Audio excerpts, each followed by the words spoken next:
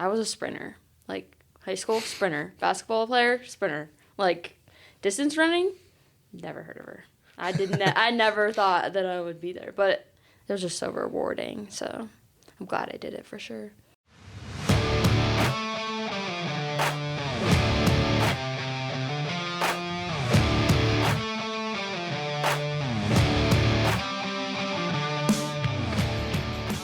The Fitness Movement is brought to you by Zor Fitness. We offer coaching and individualized program design, as well as educational content for coaches and athletes. It's all one place, zorfitness.com. Standing all day is not fun at all.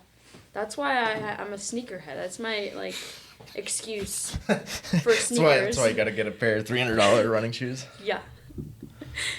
I didn't get those, though. I'm getting a free pair of Hoka's because the Hoka rep, like, asked for my size, so. Nice. So you got to, like, post about their stuff now, or what? No. I just got to tell everybody to buy Hoka's when they come into the footwear department. How loud do, like, I have to talk? Or is it going to catch? I mean, it's right there. Okay. You'll be just fine. Okay. Yeah. Well, sweet. So you just ran the Pitt half marathon. That was a couple days ago at this point. Mm-hmm. Feeling recovered yet? Yeah. I felt pretty recovered, like, just, like, after it, too. Like, I have a bunch of workout class, like, the next day, so. You were literally, like, doing, back in class, and I was like, I don't think I would be doing that just yet, but it's a good sign that you were okay. Yeah. I mean, it felt good to move. I'm not going to lie. Like, Sunday was good with the run, but then Monday it was, like, rest the whole day. Just laid on the couch, kind of just. If nothing else, like, you're traveling, which is always exhausting, and then you're literally just, like, on your feet for, I mean, the race itself, but then, like, also, like, just getting there and then waiting for people afterwards and, like, hanging around. It's a long time just to be, like, standing around. Yeah. So. Yeah, because afterwards you, like, walk through, like, the corral, they say, like, at the end. You're, like, weaving through everybody. And I was, like, at a different time than, like, my mom and her friends and stuff. Our one friend, Cody, he was before us. So, like, he got done in, like, an hour and 45 minutes. So he was, like, waiting because they had, like, a party at the end for everybody. So I just met up with him. But other than that, I couldn't catch up with my mom, which kind of sucked. But Yeah. That's the weird thing is, like, you're, like, you don't really know where anybody's at. Mm-hmm. What is that sound? I don't know. Is it the fan? I think it is the fan. It's a ghost. I've watched too many horror movies. Yeah, well, I just chugged my pre-workout, so this could either be a great show or You're tingling terrible. right now. So we got like 15 minutes before it goes off the rails. Oh, gosh. Oh, man. But the course wasn't, I mean, it sounded like, did you guys get much rain there? No. The sun was out. Not enough to make your shoes wet. Oh, no. My shoes were muddy, though, because, like, the night before it did rain. So, like, the after party part was, like, just in the grass. So, like, my shoes were trashed. But then it was, like, started fairly early, so it never really got hot. It was May in Pennsylvania, which is very tolerable weather, so. Oh, yeah, thank God. Because if it were hot, that would have been tough. Yeah. And that was, like, one of the big things we talked about, like, leading into it. Obviously, like, well, this is, like, the longest race you've ever done. Mm-hmm. And I believe it was probably, like, doubled the mileage with, like, you know, that you had ever done, like, 2 months prior. Mm-hmm. Is that fair? Yeah. I was a sprinter. Like, high school, sprinter. Basketball player, sprinter. Like, distance running, never heard of her. I never thought that I would be there. But it was just so rewarding. So I'm glad I did it for sure. Probably do another one. It's one of those things, like, you get such a sense of accomplishment from doing it. And a lot of people, it's, like, on their bucket list to do a longer race like that. So it's cool to be able to check something like that off. Yeah, now the half marathon's fine, but the marathon, I don't know. I don't know how people can go 13 more miles. That's just another mental block I guess I would have to get through, but I think the half marathon's, like, the sweet spot. Yeah. It's a good one that it's, like, it really is, like, you know, a lot of people don't get the same sense of accomplishment if they do, like, something like a 5K. Yeah. Unless they were, like, on the couch beforehand or something. But, again, it's totally fine if people do that, but it's, like, for a lot of people, like, that going beyond 10Ks where they start to get in the distance of, like, it's just, like, a grind for a lot of people, and, like, half's a great landmark to be at. So, yeah, one of the things, I was talking to Carrie about this, I was like, what should we talk about? Yeah. She's like, I want to hear about her fueling strategy. So, like, we kind of went over it really briefly, but like, what did you end up actually like landing on to do the day of the race? Okay, so I supplemented with Go-Go squeezes, and I had highly recommend Go gels, which is like the apple cinnamon flavor. It tastes just like applesauce. Yeah. So I would do like every 30 minutes, take a gel, and then drink 4 to 6 ounces of water. So the first 30 minutes I did like a Go-Go squeeze, next Go gel, and then back and forth, alternating. Yeah. So, and the water just stayed like the same, 4 to 6 ounces. But I think it really helped a lot. Like, you could feel the gels and stuff kick in, and you're like, all right, it's time to go. Like, my mile pace was like so much better every time, you could tell. I took one, but I didn't stop at the fueling stations or anything because they didn't really have any like fuel. Yeah. They only had like water and electrolytes. But my pack, because I took my water pack with me too, I had my liquid IV in that, so it was like a double whammy. It also encourages you to like, when it tastes good, you want to drink more of it. It's sweet. Yeah. So that helps. Yeah. And I couldn't imagine running with like the cups with the water in them, like, because with the pack I had on, it has a straw, so like I could literally just stick it in my mouth and just keep going, not worry about stopping or anything. Yes. And I also like having it because I'm like, I need water when I need it, and I don't want to like wait for the next aid station. So yeah, and it really worked for me.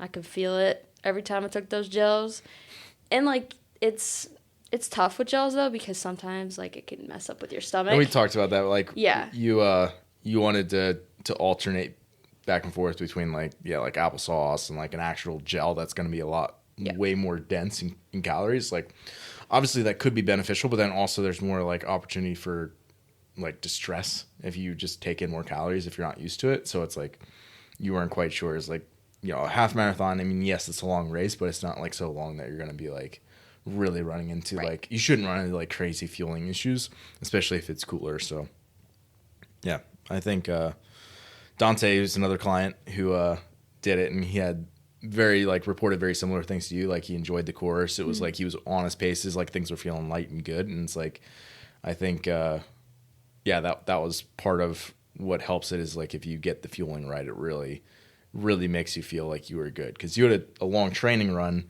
Yeah. Basically. It was 10 miles 2 weeks before and then 7 the week of. It was just shy, I think, of 2 weeks beforehand, which is sort of like the sweet spot. Yeah. 10 days to 2 weeks where you get that full recovery and then you can kind of taper back before you go. So, and that one didn't go well. Which one? The long run. The long run. You said it like you felt terrible doing it. It was bad. Yeah. So what was different about that, like leading maybe the days before versus like your actual race? So the days before, I think it's just like, well, the environment changed a lot too. Like just running out in town and like you get in your head because you're listening to music. Like you're by yourself. You're not seeing anybody else running. So it's like that mental block is there. And then also my fueling strategies weren't good. Like I didn't really practice them as much as I probably should have.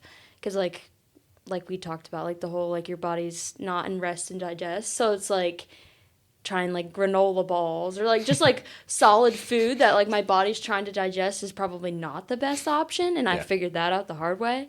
But with the gels and stuff, I didn't really practice. I kind of just did an illegal thing and did it on the race day because they say never to try anything new on a race day. But well, you knew what not to do, which helps. Yeah. Right. Now, I guess that was like, one of the things is you tried more. I don't want to call it real food, but essentially more real food, like whole food, versus something that's already like, basically like in smoothie form. Essentially, we're gonna have to like chew it up. It makes it a lot easier to digest. So, it's like, okay, if you have a longer race, you can go more towards like whole foods. Like for example, like Kara, she's running like 50K, 100K. Like you're out there for literally like the better part of a day running. So it's like you have to like, you can't just do gel. I mean, you probably could, but like at a certain point you can only take in so many. So it's like you have to start eating like more real food where it's like, or if like you're on like cycling, it's often, unless it's like a really short, intense race, it's like you're not bouncing around like you do for running. So it's like a little easier to like get something that you could actually like chew and eat. Mm-hmm. So I think that's a pretty normal experience. And all that stuff too. Like they Well, had like oranges be... and then they were like standing along the courts with like Twizzlers, and I was like, oh, I can't even think about eating that right now. There'll be a fresh Twizzler if it's like rock hard, chewing a Twizzler when Plus, you're running. you don't know who's been touching them. Like I don't want some random lady on the street just handing me a Twizzler. Like I'm not eating that. That's funny. But like that would not have been the first thing that crossed my mind. No. Yeah, there's a lot of stuff. There was Twizzlers. There was, what else? Orange slices, bananas, apples. Like a kid soccer game. Yeah, I was like, I'll stick to the gels. But I had gum with me too. So like every time I would feel like kind of like queasy from the gel, which was very rarely. Like I just put a piece of gum in, and the mint like just like kind of settled the stomach. So it worked for me. I can't do that. No, I can't do gum while I'm working out. Really? I know some people, you like chew gum all the time. Oh, it's bad. I'm addicted, yeah. I go through a lot of packs of gum. It's probably not good for my teeth or anything, but whatever. So, I think I started kind of helping you with your prep, like, I want to say it was exactly 6 weeks out. Yes. And, like, I want to say, like, prior to that, you had done, like, 5 to 6 miles, somewhere in that range, maybe it was very a few stagnant, times. Not very consistent at all. Yeah. But, yeah. So, it was like, we didn't have a lot of time to kind of ramp up to that. You just kind of want to explain, like, what your weekly structure sort of looked like for your sessions? Mm-hmm. So, I'd do, like, two run days, right? And then 2 gym days. And then if I wanted to add an extra one in, we, like, could add one. But I think I just stuck to the 4 days a week, 2 run days, 2 lifting days. But we, like, supplemented with the CrossFit, which I think was awesome. It wasn't, like, too extreme where, like, my runs felt like crap just from, like, my body being sore. But I think I stayed pretty healthy through it all, too. Like, my body was a little rough at the beginning, I think, just because of my hip flexors and everything that I've dealt with. But I think, like, the strengthening part of my programming was very good in that regard just because it just made me so much stronger to, like, take on those runs. So, but, yeah. Yeah, it's yeah, so you really didn't have exposure of CrossFit. So it was like you know how to move, you move well, but specific to CrossFit, you didn't have a lot of exposure there. So it was like getting you introduced to some of the movements because you want to now jump into classes. I don't want to get too far ahead, but sounds like you're planning to jump into more CrossFit classes. So it was like we wanted to introduce you to some of the movements, but without the same level of fatigue that you can do if you just do like hard workouts all the time. Right. And like doing it in an intelligent way where it's like, it'd be really easy to like go in and you don't realize it and you did 65 squats the day before and it's like your knees feel like trash when you go to run. It's like so it was like that was like one of my main jobs, was just making sure that like what I gave you wasn't so interfering with the running that you were just like your legs were bricks when you go to run. And that was like my biggest thing was just like, you know, make sure that the runs stay quality. So And they did. I felt good. Like, there was times, obviously, where you feel like, oh, that run was horrible. But it's just, like, dedication over motivation at that point, so. Yeah, it was, and it, you know, it's like any, like that middle ground of like, okay, you're not, you know, you're actually into the training, but you're like still to the point where like you're not getting ready to like taper back yet, where it's like, yes, like run volume's creeping up, you're still doing all the in-gym stuff. It's like you're gonna be a little bit tired, and sometimes it's just like reminding you of that too. Like, hey, it's okay that you're a little tired right now. Like, you don't have to go out and race 13 miles just yet. So, well, sweet. I kind of alluded to it, but what's the next on the radar for you? I want to do a high rocks really bad. I don't know what it is, but I've like this competitive edge is like coming back from being an athlete. It's like you just have something to work towards because like right now it's like, now what? Because like the half marathon's over. So it's like, now what do I train for? But I don't know. I think it might be a good idea to take some time off and just like focus on training and just like being in the gym, getting used to the whole CrossFit scene. I think I'm really going to get into that here at the gym. But other than that, High Rocks is on the radar. But that probably won't be till like fall. So I have like the whole summer to just kind of vibe it out. And and the nice thing about that is like, for a lot of people, you're looking at, you know, hour 15 to an hour 30 maybe for High Rocks. So it's like you've already surpassed that time domain. So it's like, yes, you get other movements in there, and depending if you do pairs or not, that'll change things too. But it's like, that's pretty cool to be able to, like, you have that in your back pocket. Like, okay, I've ran a lot more than this already.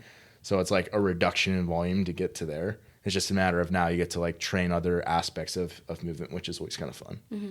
And I probably will stay running for the most part. Not like I did, like obviously training wise, but I did like how my body felt like and how I'm starting to like feel endurance wise, but I don't see myself getting away from it, which I thought I would never say because I'm not a long distance runner. But it doesn't have to be long distance. Like just going out for 3 to 4 mile run just to like feel it again. I don't know. But yeah. Thanks for jumping on. Yeah, thanks for having me. I'm a newbie at this, so. But it was fun. Thanks for listening today. If you're someone who just started listening to the show, I would encourage you to subscribe so you can stay up to date. If you're someone who's been listening for a while, I would encourage you to rate and review the show. And lastly, the best thing that you can do to support our work is also the best thing that you can do for your performance. And that is by hiring one of our coaches. Until next time, stay the course.